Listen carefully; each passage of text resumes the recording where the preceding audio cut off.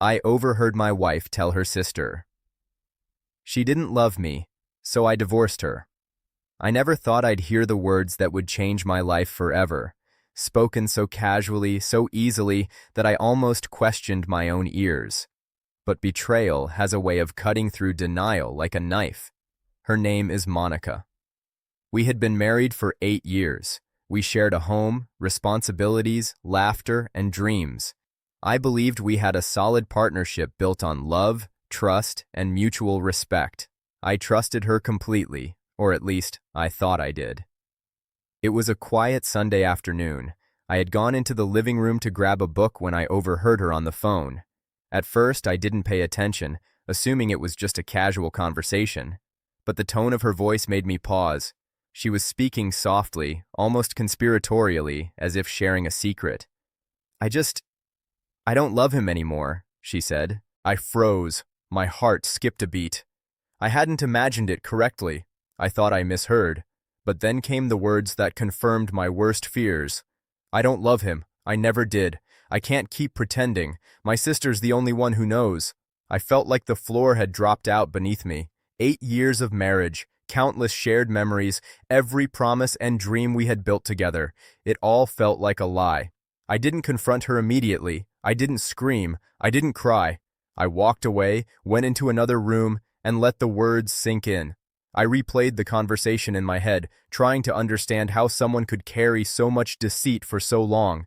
The next day, I made my decision. Not in anger, not in haste, but with clarity and resolve. I filed for divorce. I couldn't continue in a marriage where the person I had trusted with my life didn't love me, didn't respect me, and had been lying to me for years. When she saw the papers, her reaction was a mix of shock, confusion, and, surprisingly, a hint of relief. It was as if she had already emotionally left the marriage, and my decision simply confirmed her path. But I wasn't looking for confrontation or validation. I was looking to reclaim my life, my dignity, and my sense of self-respect.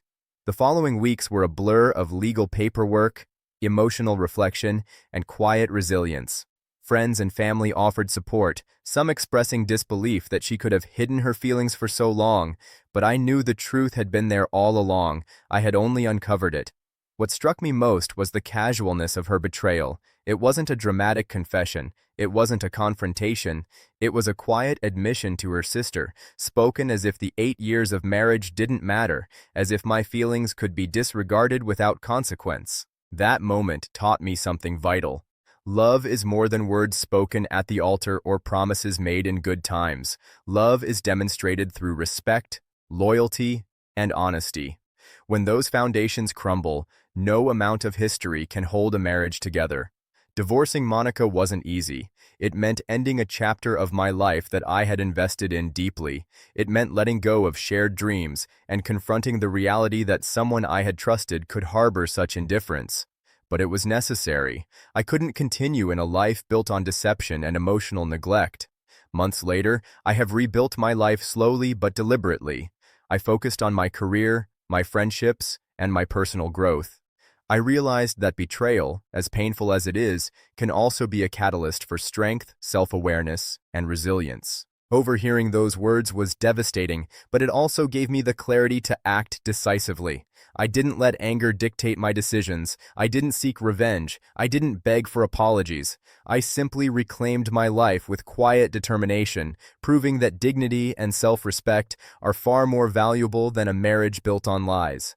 Monica's words, spoken casually, almost thoughtlessly, ended the life we had together. But my response defined my future. I walked away with my head held high, my integrity intact, and the understanding that love must be mutual, honest, and unwavering. Betrayal is painful, but in that pain, I found strength. I found clarity. I found freedom. And that, ultimately, was worth more than any marriage built on deceit ever could have offered.